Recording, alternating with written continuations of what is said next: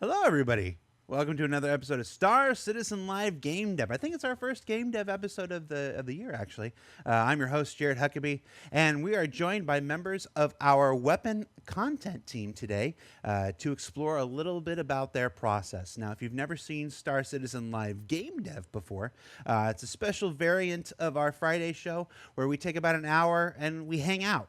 It's not the usual kind of Q&A that we normally do. You can still submit your questions live in the chat. Well, if they're applicable, I'll pull them out and I'll send them to the group. But we're basically gonna sit here and we're gonna watch Jake do his work, and then we're gonna just rip it up while it's happening. It's not gonna be good. It's not gonna be good. Let's take a minute and introduce folks here. Jake, since I already called you out, we'll start with you. Who are you and what do you do for Star Citizen?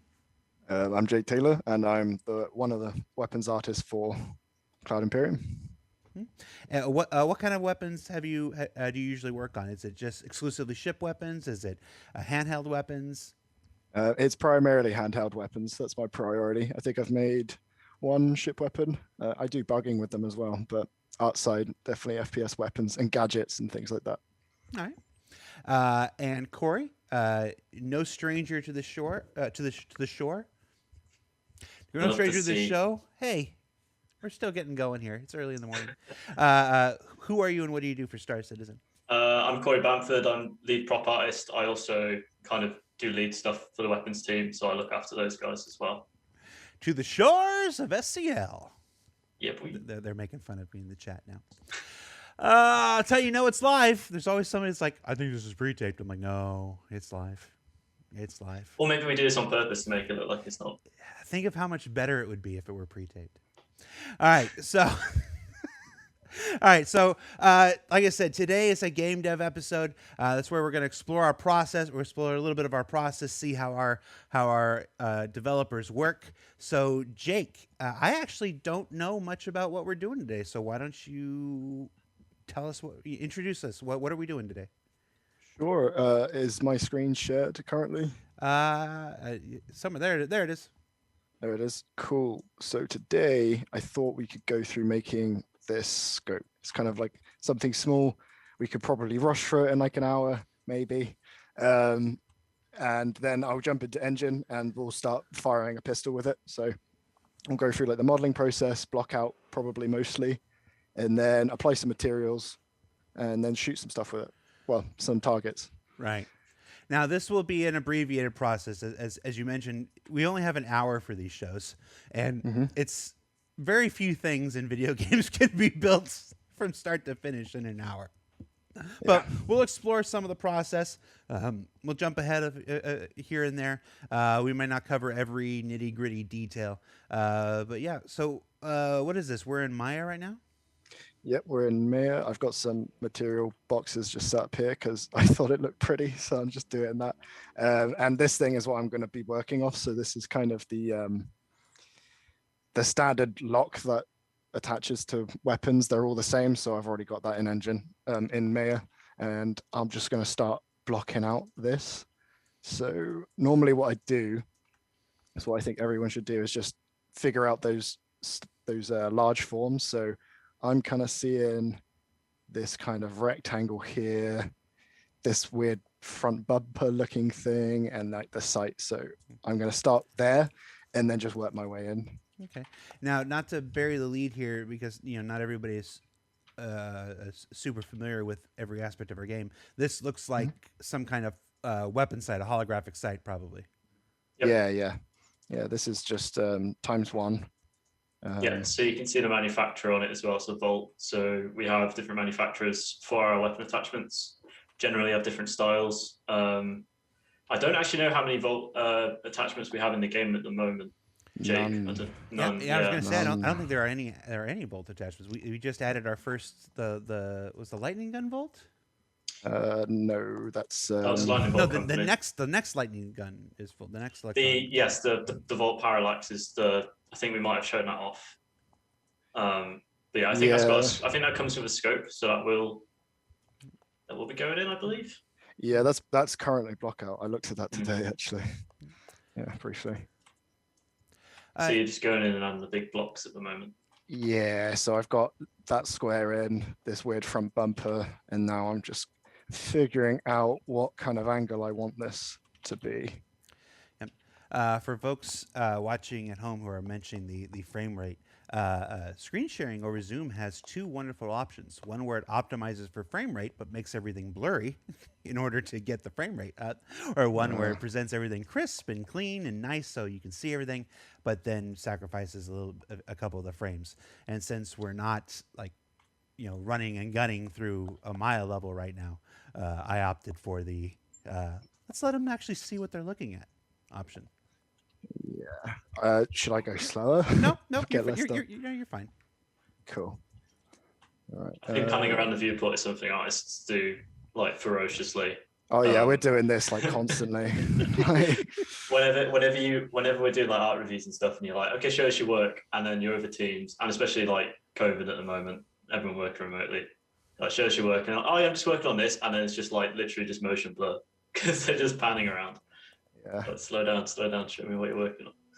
Yeah, because we see it like all the time. We're working on it for hours. We understand like every nook and cranny, so we're like, yeah, we get it. Mm-hmm. And it's also important to see it from different angles and make sure it's reading well, like silhouette wise. Yeah. So no, go on. You're starting with some very basic fundamental shapes. You're just trying to you're basically recreating the silhouette here. Yeah. I would say. Do you always work in that manner, or do you ever just like drill in on one small part and build that, and then build another small part, and then build another small part? I can't like not this early, no. But there is a time where like, let's say like all this is blocked out, but then I'll just hone in on the detail here because I think, okay, if I hone in on this isn't really going to change. It'll help me inform other areas. So I'm just going to hone it in. Sometimes that's beneficial. Sometimes you realize that you wasted a bit of time, but it's the nature of it really. Yeah, because obviously like the more detail I go in now without doing those kind of broad strokes like you were painting, if I need to go back, it's more work. So like a painting really, you go through those broad strokes and then slowly hone it in. Yeah, the more geometry you throw in as well, the harder it becomes to make like large changes to the asset. So it's really important to start with the big forms, really primitive. We got a question. Work your way out. We got a question here from Bad Panda. Now this might be a question for the weapon feature team as opposed to the weapon content team, but maybe you guys know. Has there been any talk of scopes with thermal vision? Thermal vision, I'm gonna say night vision. I know it's on a list. I don't know when and how and where. Yeah. I think it would be really cool, to be honest. Whether it's actually going to be done anytime soon, unfortunately, I'm not too sure. Personally. Yeah, basically, there's a table for all of the scopes, and it contains like what features those scopes will have. Some of those features haven't been implemented yet. Some of the scopes are fixed zoom, some of them are variable zoom, some of them feature different types of optics, range finding, that kind of stuff. So as those features come online, from like an art perspective, it doesn't really affect the weapon art team because that's pretty much all the picture in picture stuff or the shading and all that. Like currently shader wise it's quite simple. We use a very simple shader just to get the actual reticule. It's kind of just at the moment it's just a plane that sits inside like the scope tube. Mm-hmm. In the future, I would personally love to see some like parallax. If you've ever used a real telescopic sight, they have a level of eye relief, so you have to be looking at it from a certain distance, or else you can't see. Right. Because of the way it's refracting the light. Yeah. Currently we haven't really modeled any of that in the shader. It's just like basically a sticker. But hopefully in the future we kind of can improve that. I feel like thermal vision or that kind of stuff, or infrared or whatever, that would be more like a helmet kind of thing, like something that you'd overlay on your entire vision through the visor and the helmet, as opposed to as opposed to a scope. But I'm saying that as a creative person on the video team, and not as somebody who works on the helmet or weapon team. So I'm just saying what makes sense to me. I think, to be honest, it's a question really that you'd want to speak to the graphics department about, because it's not like, you'd need a strategy for, thrusters on ships emitting heat. It kind of thermal vision would affect like a lot of stuff, right? It's not a single department. It's not like the weapons. It's not something like the weapons. Well, the weapons feature team could be like, we want this feature, but you'd need graphics programmers. You'd probably need some art support from other departments to make that possible. Well, like I guess you'd be deciding what things glow and what doesn't, because we don't currently have like a thing that decides what's hot and what's not. Yeah. Exactly. Yeah. So I'm going to take a few seconds here and talk about the difference between a content team and a feature team. In its simplest form, a feature team are the people who is the team that determines how a thing will work. So a feature team would be the team that says, yes, we should get a thermal vision helmet in the game, and then they would work out how the thermal vision would work, what you can see, what you can't see, how what the field of vision is. They would work out all those things and how that would function.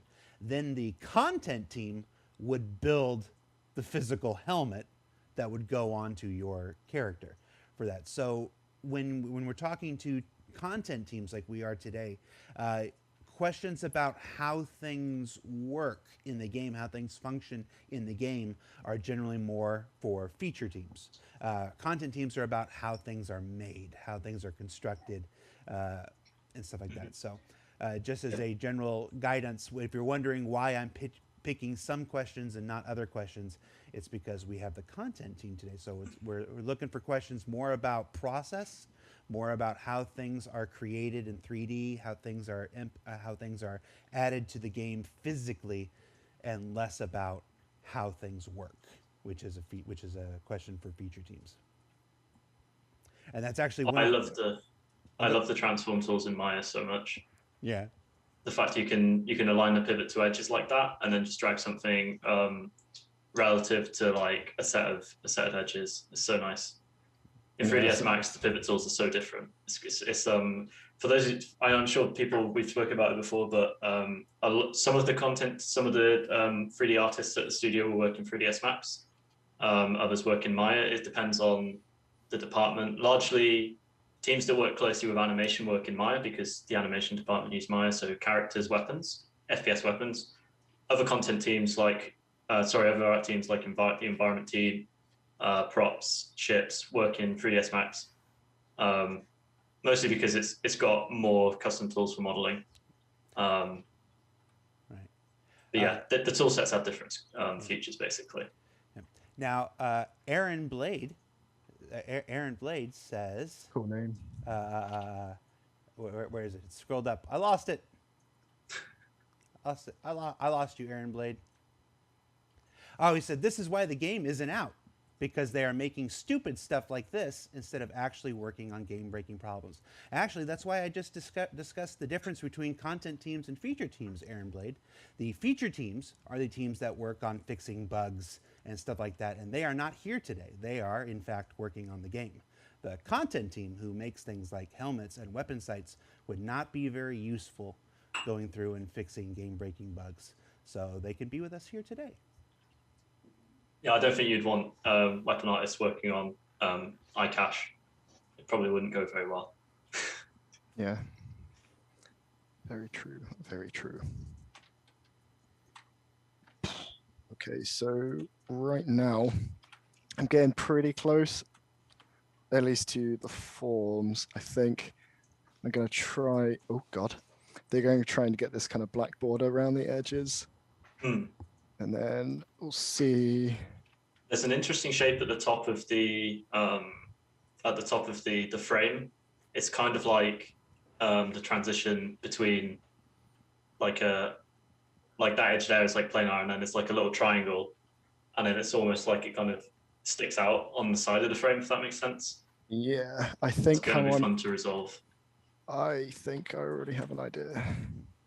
That's the thing about modeling, is it's a lot of people have a different approach to some of these problems. Yeah, something like that. That's like super quick. You can just like fix that. But when you're looking at, especially when you're looking at like a 2D render, you know, it's a very interesting challenge having to like resolve that in 3D space, especially when you get a concept that's been done in 2D, because you know some of the forms can be really like wishy-washy and they look really great, but then when you come to resolve it in 3D, you have to really think about how those, you know, how those different faces interact. You know, it's a really kind of, that's the interesting thing about like production art, is that you're kind of translating 2D art into 3D art, or sometimes you're even translating 3D art from a concept artist who works in a 3D program, and like you're basically recreating that, you know, as a game asset. You're having to like be really, you have to like pick where you put detail, optimize it, really kind of consider, you know, how you can add all the things they've added but make it, you know, affordable. Basically, that's the big challenge. For folks in the chat are discussing bug smashers, and I'll go ahead and say, I don't know what you guys have heard on the internet, but we were very clear that the reason we stopped making bug smashers is because Mark Aben got promoted. Mark Aben is now in charge of an entire gameplay feature team in the U.S. and as such has much more important things to be doing than taking time to make videos every 2 weeks. So that's why we stopped the show, because Mark got promoted, which happens sometimes when you do good work like Mark Aben does. So he'd absolutely love to do the show, but it's just, like I said, priorities. We keep the feature guys where they need to be. So, Not gonna lie, I do miss bug smashers. Bug Smashers is one of the my favorite things we ever did. It took a lot of work though. I mean, setting up every episode of Bug Smashers was you had to go through every single bug that existed in the game at that moment, then find the ones that were fixed, and then basically he had to reverse engineer the fix. So he had to break it again, and then so he could fix it live on the thing. It was actually quite a bit of work. Yeah, I mean, sometimes you get a bug and you spend ages investigating it, and then you're like, oh, that's for a different department, and you just literally just reassign the Jira to a producer for another team, and you're like, bye. I know. You know? Yeah. a lot of that. And what's great about when that happens specifically is this mixed feeling of oh, good, it's for another team, and then but also like, but I spent so much time on it. Yeah. It's this very real Pyrrhic thing where it's like you feel good and you feel bad. Somebody in the chat asked if you have to model the transparent part, or if there's some like systemic game system that will take care of that for you. We just put a plane in. So there's we have a system called Building Blocks, which is how we create our 2D UI. It's basically like a kind of node-based system for creating kind of like 2D, sort of like Flash, I guess, but it's not Flash, it's some other technology. I don't really know that much about the back end of it. Basically, what Jake will need to do is create a plane, by literally just like a 4 points in space, 2 triangles connecting them. And then we, in the UV space, which is essentially how pixels are mapped to those faces, we put that basically over the whole lot. So the entire UV space. We have some magical things that calculate the aspect ratio of that plane, and then we use that in Building Blocks to like apply the UI. We have this thing called Renders Texture. Again, not a graphics programmer, so I'm not going to try and explain it too much, but essentially it will like cast the 2D graphics onto that plane. So if we have like animations or things like ammo counts going up and down, we can put those in the Building Blocks canvas and then kind of magic those onto this plane that Jake creates. He will probably add a plane with a glass shader on it as well, just to get the tinting as well as like a subtle amount of reflection. I mean, that's kind of I know that's a contentious topic. Glass and shiny bits. With the towel. It looks good though, Good job. Corey. Huh? Looks good though, doesn't it? It does. So, That's all that matters. The rule of cool, baby. Wow. well, it's like 99%. It's not all that matters. It's just most. Mhm. Uh, What matters as well is people being able to see stuff, I think. But yeah. Here's a question. I really like questions like this from Oracle. Let the chat stop moving. All right, the chat keeps going. I know what he said basically though. Oracle asked how you find your motivation when you work. Do you, especially at times when you're working on something that maybe isn't so interesting to you? That is a good question. Think when you're kind of working and it's your job, whether you have motivation or not, it's kind of dumb, doesn't matter. And that's the brutal answer. But the best answer really is you just take a few more breaks that day. Like sometimes if you're really enjoying something, the time will melt away if it's something new and challenging. And a lot of the time, if it's bugs or just something that you're really struggling with and you can't really get your head around it, I normally just take breaks like every hour for 10 minutes, and that just helps. Refocus your mind. Yeah. I think as well, like the main thing I found is a varied diet of tasks is always good. If you're doing the same thing every day, it can get, even if it's something that you found compelling, it can get a bit tedious. So like breaking up your day with different types of tasks where you can. I think that's really important. Like Jake says as well, just sometimes you just need to take a step back and relax. Like, not every day are you going to have the same like creative energy. Sometimes, you might just not feel that, in the zone. So I think with all kind of endeavors that require a certain amount of like creativity or attention, you just kind of, you have good days and bad days, but you just got to try and make the most of it, really. Yeah, the variety is a good point though. I think like I've kind of realized, especially recently, I think that's the thing that I enjoy the most about my job currently, is that like every week is something new. Yeah. And like if I'm not enjoying something one week, I know that like it's not going to be long lasting. Like there'll be something better down the road, which I'm very lucky to be in that kind of position. You guys touch on a much larger point that I hear from every team in the company. I'm one of the only employees that like regularly is talking to every single team in the company. I hear a version of that from almost every team. That's why sometimes when you look at the order that things are made, sometimes when you look at the why this ship comes after this ship comes after this ship, or why this weapon comes after this weapon, or why this location or space station or whatever comes after, most of those times those things are predicated on priorities, the thing that's just needed for the game most.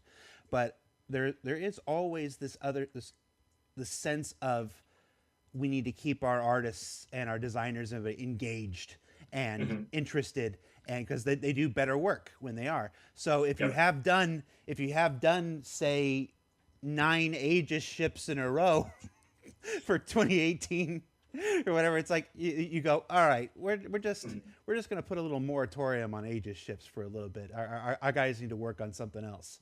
So and sometimes that can have effects that ripple all through stuff. So it's like 90% priorities. Priorities are always the dominant deciding factor in these things. But there's always just this sprinkle of what do our guys want to work on as well? What would be better for them to stay engaged and better for them to provide better work and stuff like that. And then productivity can be affected by that. It's definitely something like as a manager, it's something to consider. If you're putting someone on like, fixing bugs their whole like quarter, they're probably going to have, they're not going to have a great time. They're not going to be on their A game. I think it's really important. Jake, can you talk to us about Booleans? Because I noticed you've been using them a bit, and I would love to see some more Maya Boolean stuff. Some Maya Booleans. Such a good word. It's such a good word. Yeah. Talk to me about Booleans. Boolean. Okay, so there's No this pressure, detail. by the way. I didn't mean to take you out of your flow there. I know you were I very. was so in the Oh, flow there. no, what have I done? I don't think I've got any other Boolean stuff left, but I'm gonna Boolean this little shape here, which I would Okay, normally cool. do with POM, but for a demo, I'll do that. Go on then. Yeah, we should probably explain what POM is as well. But if you show us a Boolean operation now, I could do POM later. I could do that in cool. a bit. In a bit. So there's a lot of different techniques for polygon modeling. There's like box modeling where you have a box and you're extruding parts of it out. You're like pulling faces out, pushing faces in, insetting faces. What you can also do is subtract and add shapes together, different shapes. And it's a really, really useful tool for creating interesting forms like that. So you see here, you can like unionize two shapes, or you can intersect them, or you can subtract. Yeah. And it basically, it's just another tool on the like art belt, really. Like there's so many different techniques. And there's so many different approaches to the same problem. Like I was kind of saying earlier, different artists prefer different workflows for that reason. There is one thing that I wish I knew sooner, and this is kind of a different technique, but if there's anyone who is into 3D art and they're doing stuff and they want some really like smooth like edges, so you've got like a right angle here and you want to like smooth this out, if you do it with like a chamfer, you've got like this weird kind of like curve bulge, where, the bulge. Yeah. You need the radius of your curve to have a point, and it needs to be like parallel, right? So it's kind of like you're drawing a circle around, and then the radius is getting smaller as it gets closer. Yeah, so you kind of want something like that, right? Or like a uniform thickness the whole way around, and it's just something that's pleasing to the eye a lot of the time. Yeah, when you see that weird like bulbous bit, you're like that change in volume. Yeah. So what I would usually do, and this is disgusting, I'd get a cylinder, right? And I'd like rotate it around. Jake, no, you can't do this live. That's disgusting. I did that. But no, instead, what you could do is, let's say I want these here, and I want to like bridge from that face to that face. If I grab this, there is a YouTube tutorial that I found this on, by the way. It's not like anything fantastic. If I snap this edge to here, so this edge is kind of going to be the radii. That's the center of your bevel, essentially, right? So I'm going to select these two, the face I want to extrude and my kind of like working. Do you like a lathe or what? Select multi, select the face, hold shift to select the edge, and then you can go to wedge. And then you've got like an angle here. Oh, it's like a lathe, but with faces. Yeah. That's really cool. And you could do that. So yeah, nice. Yeah, I mean, maybe that's really boring. It's like, why the hell is this guy showing me this? Yeah, but you see that beautiful, beautiful, consistent volume around that curve. It's just so nice. Geometry nerds like us, this is sexy, goddammit. Yeah, exactly. I was actually we had a new guy start, and he showed me a thing in 3ds Max that I didn't know existed that was just beautiful. And there is stuff like that. There's just like when you get to a certain level of proficiency with a piece of software, there's like so many little tips and tricks that you can discover. So that's the difference. Yeah, look at that. Weird, uneven, beautiful, perfect radius. I'm on Reddit right now looking for the Star Citizen devs learn from YouTube thread, and the inevitable article on. You're not good enough for some game. No one's too good to look at YouTube every now and again. To be honest, you are always learning. Yeah. Yeah. Every day's a school day. If you're not learning, then you need to try some new stuff, I think. Yeah, I mean, you need to get a new job if you're not really learning every day. that's just the nature of it, really. Somebody had I don't have my normal person here picking out questions for me, so I'm trying to keep up with chat while paying attention to what you're doing. Do you folks have experience in real life that you feel has helped you in your digital art? I mean, there's not direct experience, but I do think some basic understanding of like fabrication, industrial design. Obviously, when you're creating 3D art, you're normally creating something that's analogous to something in the real world. So if you can understand how that thing is put together, you're going to make a more convincing version of it.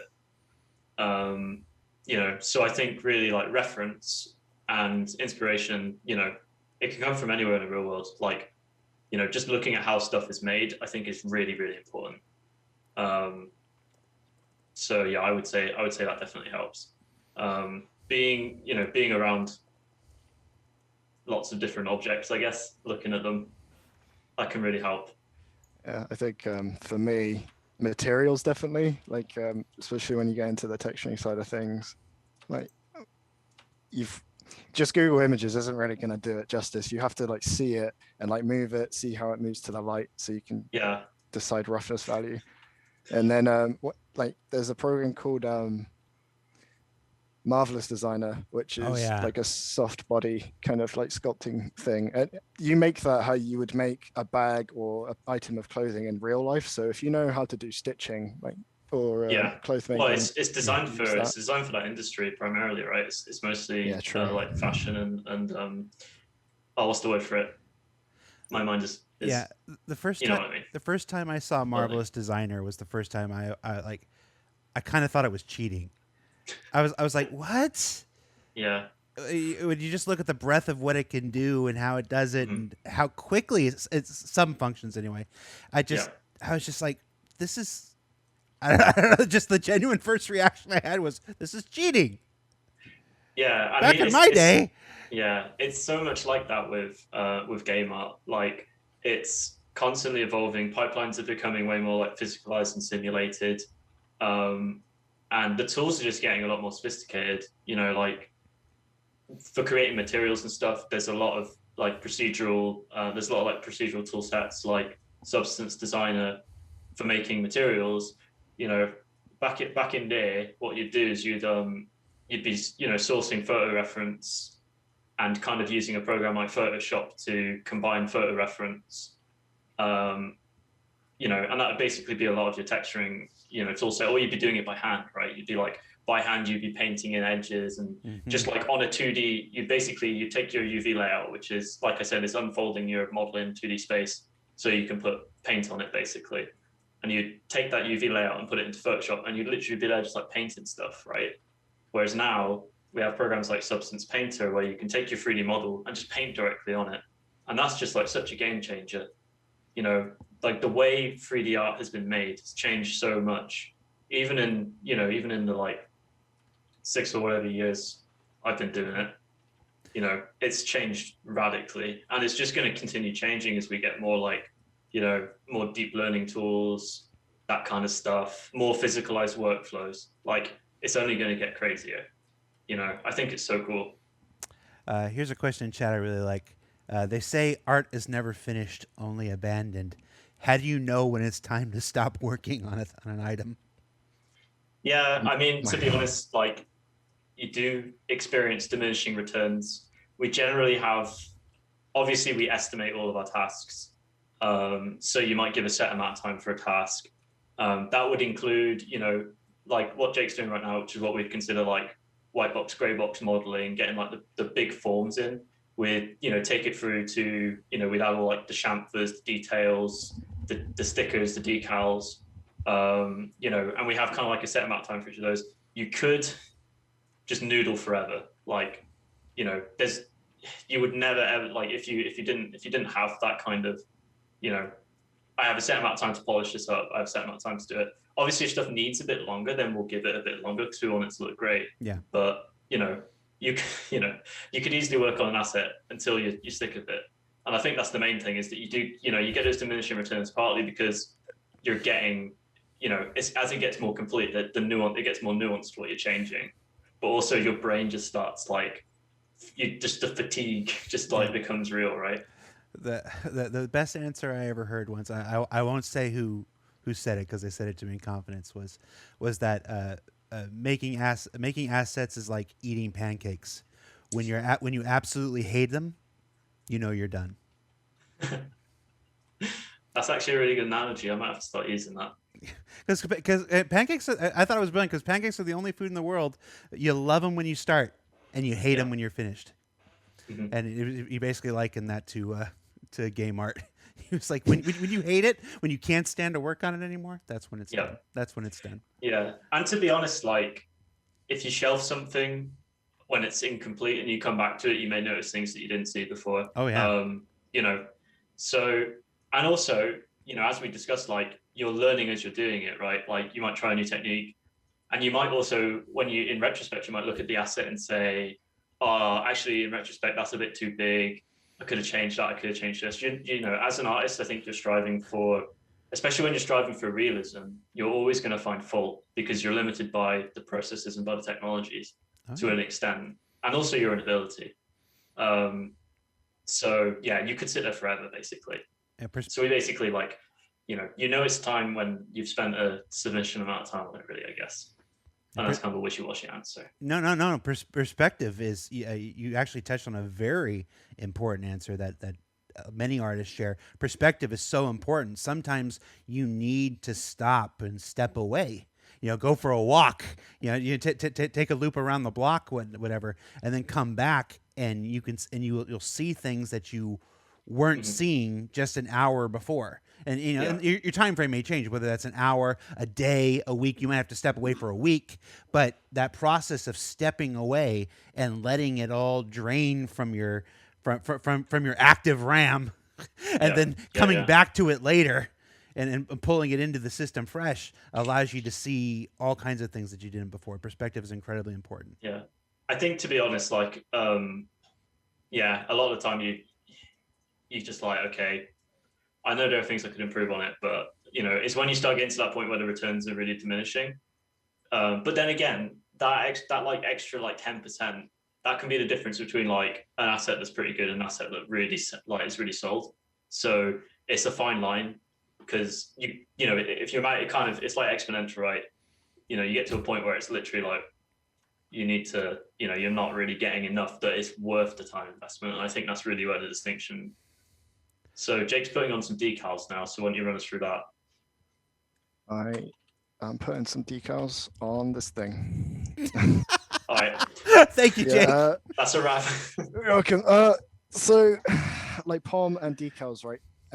So they're like a separate material with like a bunch of details on them, and you're just kind of like floating that detail on the top of things. That's stickers, basically, aren't they? Yeah, pretty much. And this is good because like this particular POM sheet, this one, you can use on like how many ever assets that you want. Really, you could put on every asset in a game if you really wanted to, rather than having to have like multiple ones for every material. I think that's a really important point with production art like this, is that if you can share resources that are in memory, then you're gonna, it's good for performance. So what I'm going to do now is, this is really gross and dirty, but I've tried to be as quick as possible. I'm going to put this in the engine and we can see what it looks like. And maybe we can apply some materials and stuff to it. Export it. Ooh. Oh no. It's using Lambert 1 instead of... Tyler is now bombing my chat with pictures of pancakes. Yeah, and I mean, to be fair, like going full power like this for an hour is it could take it out of you, right, Jake? Yeah. Okay. Here we go. I've applied it to this pistol. I've already got it set up. So hey, start shooting with it as well. Right. Why don't you switch to the optimize for video when you're here in engine? Yeah, that might be good. How do we do that? How do I do that? I think it's up at the top. You move your mouse to the top of the screen share, and in the little option window that pops down, the top of your. More or maybe. Yeah, it can be a bit slideshowish in the editor, can't it? Yeah. Optimize for video clip. Yeah, cool. Oh wow, I see what you mean, Jared. Yep. Yeah, see, it makes it blurrier, but it gets us our frame rate back. This is a function of Zoom, people. It's a function of he's the other side of the world. Yeah, I'm gonna try and just like slowly move. No, you're fine. No, you keep doing what you're doing. We optimize for video, so we're fine now. Yeah. Nice. Okay, so now I can actually see this in game, which is pretty cool. Yeah. Yeah, and I think as well, this is another thing that because we have this like modular system where these attachments can work on multiple weapons, it can be interesting.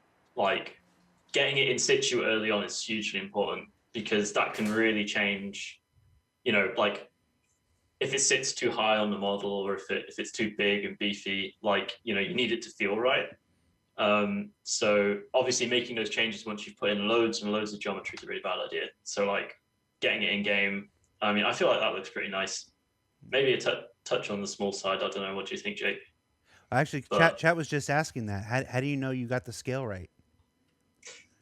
Normally, you just eyeball it for things like this. We do have metrics that we use for these, for these assets, but it can just be on a case by case basis.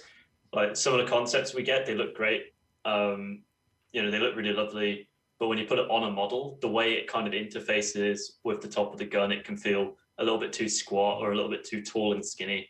And that's just where like there is a little bit, as the production artist, there's a little bit of like interpretation, finessing it to make it feel, and read quite well.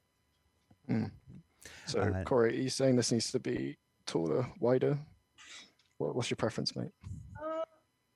I mean, you're making it, so I'll leave it up to you. But I think perfect. Yeah. Okay, it's perfect. There we go. Corey Bamford. Normally we just eyeball it. Yeah. Is that a quote now? Yep. Okay. I'm waiting for just waiting for the meme. I mean, how about that? That's a tall boy. I think this is what you want. This is what we want. Hell there you yeah. go. All right. Stretch the remote. There we go. Everybody knows bigger is automatically better. Exactly. Absolutely. Bigger is automatically better. So imagining people walking around with this thing. So I know what scope they're using. You hold it sideways and it's like a binocular. So you hold the pistol sideways and then you got 2 dots. Yeah. That's how it works. Just poke yourself in the eye with it. Yeah. Cool. Right, get rid of that. I think what we could do now is probably re-export it at an appropriate size and probably play around with some materials. So I got the CGF here. Right. I will set this up at a camera angle like this. Do you want to launch a finished one as well, just so we can get like the side by side? What now? You want like a finished one now? At some point, it might just be nice to see. This is where we're up to. Obviously, it takes longer than an hour to make one of these guys, but yeah. We're, for those watching at home, we are skipping ahead at this point. Like the 3D modeling is not done, but in order to fit more of the process into our hour-long show, we are now skipping ahead to the materials. Mm-hmm. So is this picture quality now? Yeah. You can turn on. Yeah, that's for this one. Why don't you? Yeah, that's fine. Keep it here. Yeah, because I'm not moving about that much really. Just the pictures there. So what's this thing, Jake, that you're on now? What are we looking at? Well, son, this is the material editor. So this is kind of like our texturing thing. We're not going in by hand and like painting stuff. We've got like a material library that we'll apply to things, which is really good for things like this. Like I can just throw this in early, which sometimes I will do, and I'll just throw some materials on it and it'll help inform like how it looks. Like I don't need to make the entire thing, bake it out, then put it in engine and see how it looks. I can kind of do all 3 at the same time. Yeah, which is really helpful. I know this gets brought up on a lot of our art dev kind of shows, but the main difference between the workflow we use on weapons and other assets in the game and the more kind of traditional workflow for video game art, we don't have a high poly bake. And what that really means is we don't have a really high resolution model, and then we don't like translate that detail onto a really optimized low poly model. What we kind of do is we make like a mid poly. It's kind of more expensive triangle wise. There's more triangles and vertices than you would have like a low poly, but then we don't have to have a unique like bake for each of our assets. So essentially we rely on this thing called like face weighted normals to create the lovely like smooth curves. And really it just means that the texture use we have is a lot lower. So it's kind of a trade-off. I hope that made sense. Yeah, I'm all I sorry. heard was our work is mid. Yeah. I normally have this like onto my second screen, so like I'm not looking through this like Yeah. tiny window. Yeah.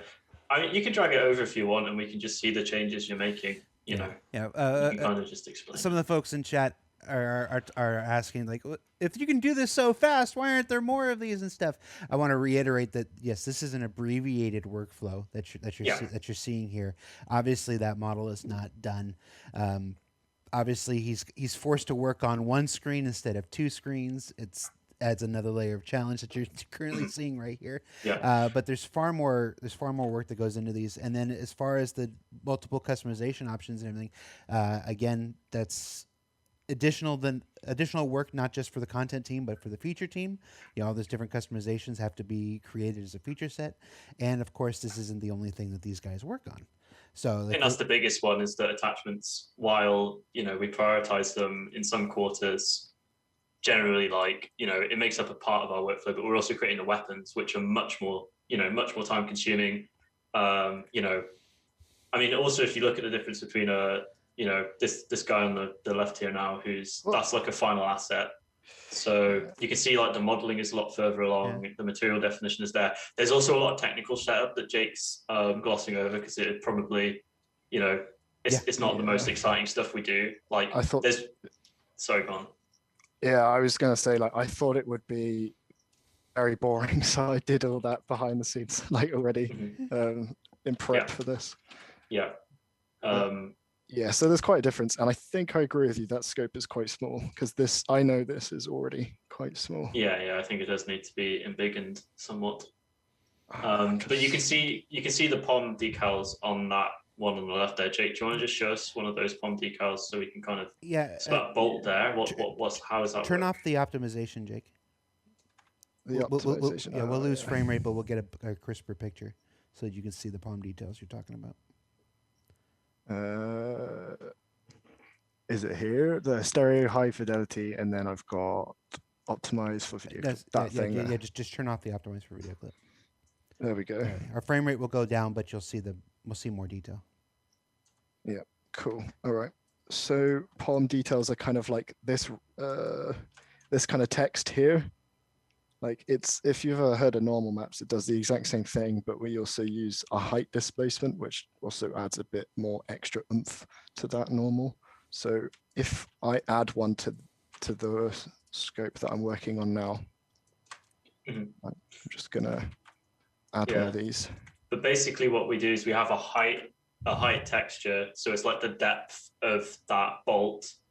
And then we use that depth. Basically, there's a shader that will use that depth to kind of create fake indentation on the model.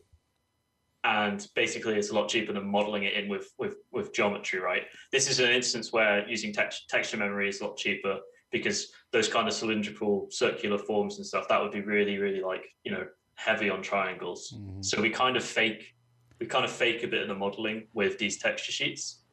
And it just gives us that extra little bit of detail. Yeah. So you can see there's like a perceived depth to that bolt, right? It looks like it's going into the model, but it's just a texture. Jake hasn't actually modeled that at all. Yeah. This is one of the greatest secrets of Star Citizen, how we get the detail that we shoot for while remaining performative. I mean, that is a texture that is doing that, not an actual, modeling of the thing. That's parallax occlusion mapping for the people who are asking in the chat. POM, P-O-M. Yep. So if you want to know what textures you'll need, if you want to do this, actually, can I do that? Yeah, I can do that. You want like a diffuse, which acts as like your AO. So if Yeah, AO is basically like shadows, right? It's when two surfaces are close together, it gets darker. It's like a way of faking that kind of bouncing of light around in crevices. Yeah. Yep. And then with most games, you'll probably recognize a normal map, which like kind of fakes that light. And then the height map is what really does the magic. So I'll get rid of that height map, and that's what you see normally. So like that normal map does like react to light, and that's what most games do. But then you add like a height map with some deformation, and wow. And it's a very iterative workflow, because if you want to move that bolt, you're not like having to drag verts around. It's just a plane. It's just a sticker. Yep. So you can just drag it around wherever you want. Yep. So like it's a very lovely iterative workflow using these decals because it just means that if you want to like add these little bits and bobs, it's just so much quicker. Yeah. That's how when you're seeing ships with grating in the floor plates, and you can see through the grating, and you can see the wires underneath and stuff like that. Like, wow! It's like, did they really go through and model all that? That's Palm. Yeah, which may be modeled, but then that is where we will bake it. So we bake that onto a texture. So we're converting geometry into pixels, in a way, right? Mm-hmm. Yeah. So you model it once, but you just don't have to model it every single time that you want to apply it. Yeah, and you can also create these shapes in a 2D package as well. It depends. Like it's just a displacement map at the end of the day. But generally, like modeling it, you get a bit more control. Yeah, it's like more Booleans. Here we go. Yeah, I mean, it's just like baking an asset, really, like you would anything else, but you're just baking it to a plane, and then you're copying that plane and sections of it onto other assets. Yeah. So, yeah. Yeah. So on props, for example, we use like 4 or 5 POM sheets covers like 90% of our assets. But then obviously you might need some more specialized ones. For weapons, I think it's per manufacturer. We have like we have texture resources per manufacturer. So like all the bearing weapons will use the bearing POM sheet and decal sheet, which has kind of stylistic elements on it that are very like bearing. That's kind of how we do it, really. It's Jake's chamfering now, so you can kind of see the face weighted normal stuff a bit, I guess, right? Yeah, so normally you get like a high poly and a low poly, but we just model those things in. So when a high poly and a low poly love each other very much. Yep. They connect. So yeah, you basically select, because right now that looks weird. You select the faces. We have like a custom script that runs through it all. And that just tweaks the normal. So if I go into a normal display here, so all these lines are kind of like those normals where the shading is being directed. It's like the orientation of the face almost, right? Each foot has like an orientation, and when that's perpendicular to a face, it makes that face appear flat. So we're basically weighting the normals to the large flat faces, and then we're kind of letting all of the angle, the difference between the normals is on all the edges, and that's what creates that little curve. Normally you'd need like a texture resource to kind of fake that. So it's a little bit cheaper. Yeah, and like I think like a chamfered edge, like let's say like this, and these are soft, like that is pretty much the same price as this, because this is hard edge, the engine is going to split them, so there's technically like 2 verts on top of each other. Yeah. But on here, that isn't happening because they're smooth, they're one smoothing group. So although you're getting, like, you've got a much higher poly count, that's why like our budget for poly count's much higher. Your vert count is normally nowhere near that. So yeah. Yeah, it swings and roundabouts, really. Like obviously adding more triangles, those triangles have to be rendered by the GPU, but versus having textures for every single asset, it's kind of, it generally wins out. In the cases it doesn't win out, we use things like POM to fake it.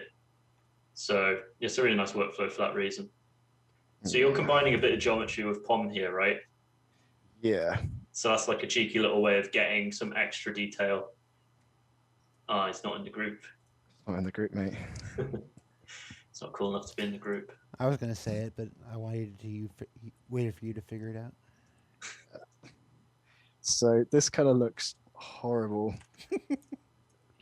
So I'm just going to shrink it in. Yeah. And then,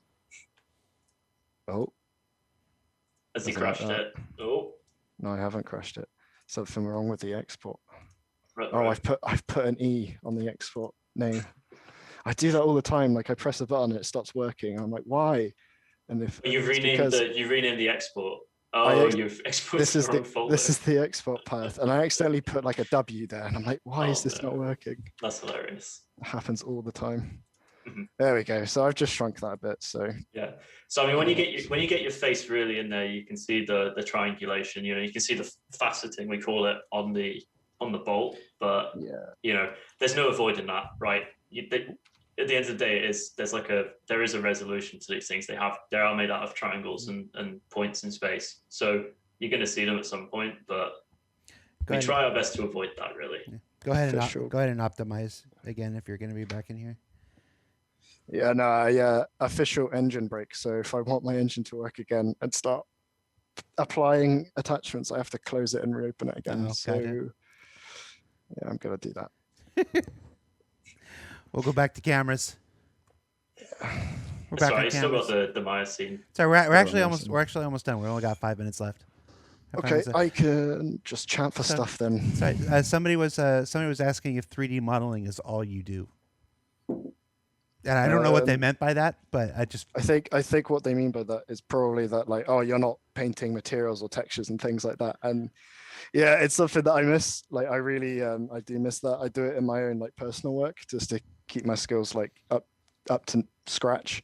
But there are circumstances where we do, like those palm and those decal sheets, for example. We will, if you've got any like random like weird like custom assets. Like I think a while ago, I don't know if it's even in game, I made some like prosthetics and like some hearts in a jar and like organic stuff, and that needed that workflow as well.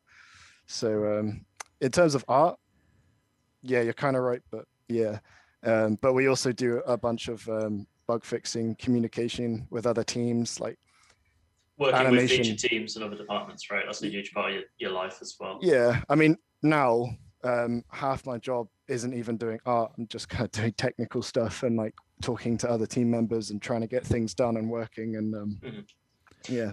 But I mean, that's production art. It's you are producing art for a project with restrictions, even though our restrictions are fairly liberal by some standards. That is the life of a production artist, really. You're kind of, it's not just design, and it's not just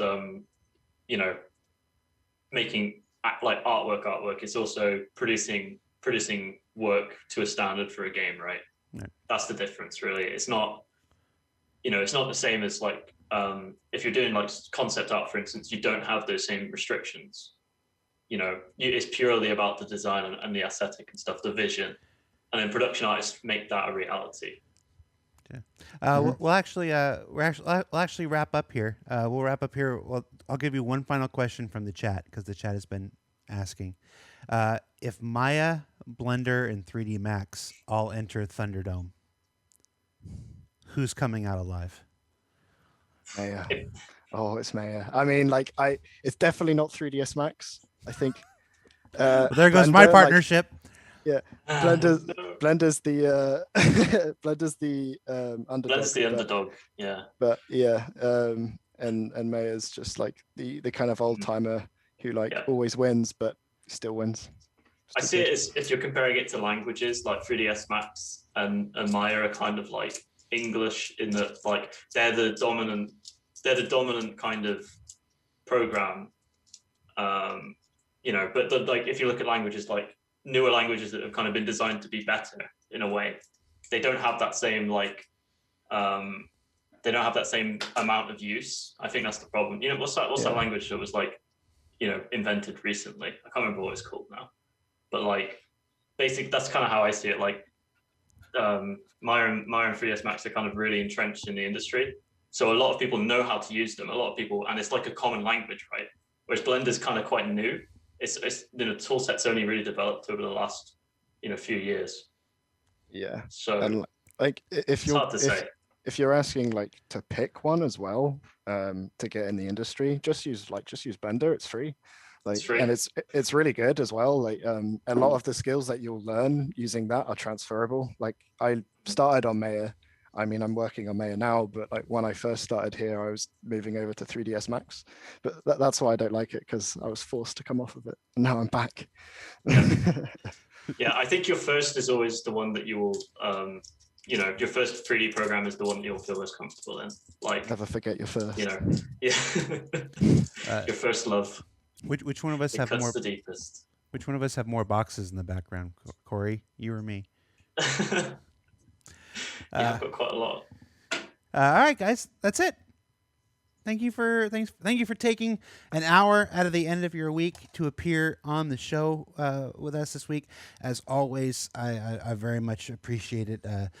Feature teams are hard at work wrapping up Alpha 313 right now, so it's always a good time when we can get friends like Jake and acquaintances like Corey to be here on the just want to see the look on your How could you do that? Are you kidding? Corey has bailed my ass out of so many things. Like Corey. For Corey, for Jake, I'm Jared.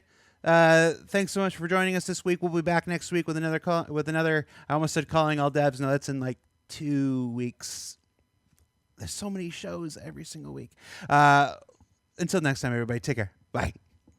See ya. Obviously, it was time to end the show. Yep.